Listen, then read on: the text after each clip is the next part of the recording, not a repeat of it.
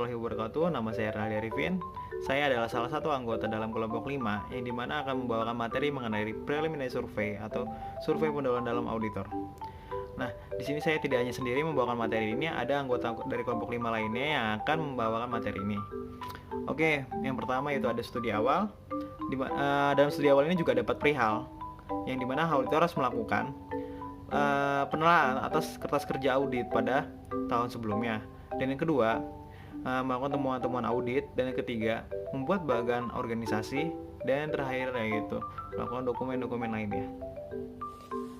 Ya, saya Wisnu Nugroho. Di sini saya akan menjelaskan tentang preliminary survey dari kelompok 5, yaitu beberapa hal yang perlu diperhatikan apabila audit yang dilakukan oleh internal auditor merupakan penugasan rutin atau audit berulang. Yang pertama, di situ ada mempelajari dokumen permanen yang berisi pertama salinan atau kopi laporan audit terdahulu karena jawabannya. Di situ ada juga informasi relevan lainnya tentang aktivitas yang diaudit. Yang kedua, tujuannya untuk mengetahui masalah-masalah yang ditemukan pada audit sebelumnya serta langkah perbaikan atau tindak lanjut yang telah diambil. Yang ketiga, penelaahan literatur tentang subjek merupakan hal yang penting. Penugasan rutin atau penugasan baru sebagai referensi untuk mengetahui perkembangan terbaru tentang teori dan praktik, misalnya jurnal profesi, textbook, dan lain-lain. Yang keempat, di situ ada penelaahan atas bagian organisasi, termasuk pernyataan tanggung jawab dan kewenangan. Selanjutnya saya akan menjelaskan tentang pertemuan klien. Ini sangat penting dalam survei pendahuluan. Langkah awalnya adalah yang pertama menjadwalkan atau dibuatkannya jadwal. Dalam meeting tersebut, auditor menyampaikan sebuah tujuan audit secara terbuka. Internal audit harus mempunyai keahlian dalam teknik wawancara dan komunikasi yang efektif.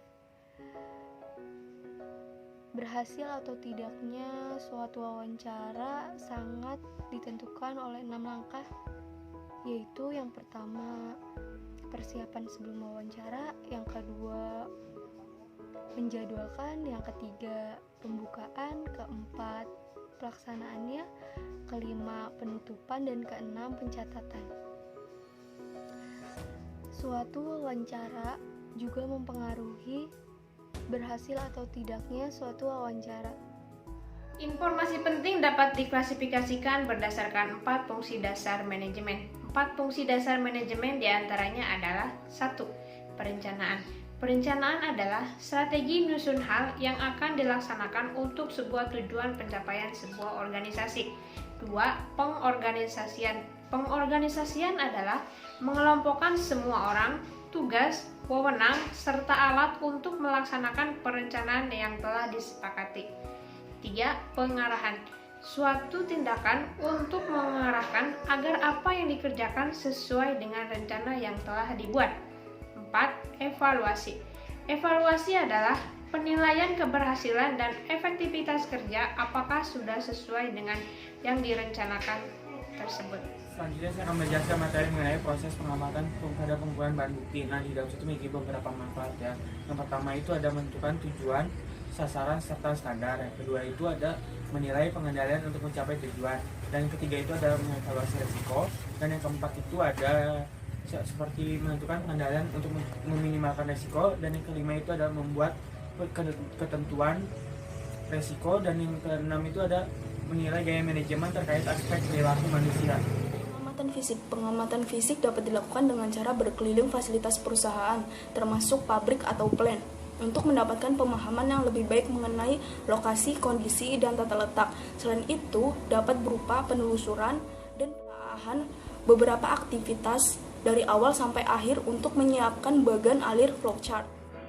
Di dalam pendahuluan survei juga terdapat pembuatan bagan alir atau flowchart. Nah, gunanya flowchart tersebut untuk menjelaskan suatu proses yang sebaiknya distandarisasi berupa simbol-simbol.